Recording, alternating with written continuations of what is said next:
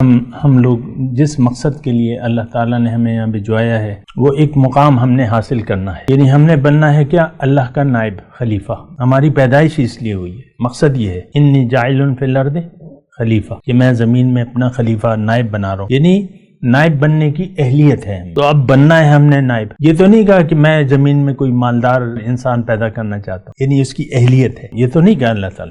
खलीफा के लफ्ज़ है, खलीफा का मतलब यह है कि अल्लाह के बाद आपका दर्जा है, आप अल्लाह के नायब हैं, अल्लाह के खलीफा हैं, यानी इसकी इस्तेदाद लेके हर इंसान आता है दुनिया में। और देखें, अगर अल्लाह का आप नायब न बने, एक बात ज़िम्नन तौर पे मैं अर्ज कर दूं, अगर आप अल्लाह के नायब न बने तो आप जन्नत में नहीं जा सकते। यानी आप अगर मकसद पैदाइश से इनकार कर देते हैं तो फिर आप जन्नत नहीं जा सकते, ये बात भी नोट कर लें। और जन्नत में सिर्फ मुत्तकी लोग जाएंगे, ये अल्लाह ताला ने जिसकी जन्नत है उसने ये फरमाया है कि उइद्दत लिल मुत्तकीन।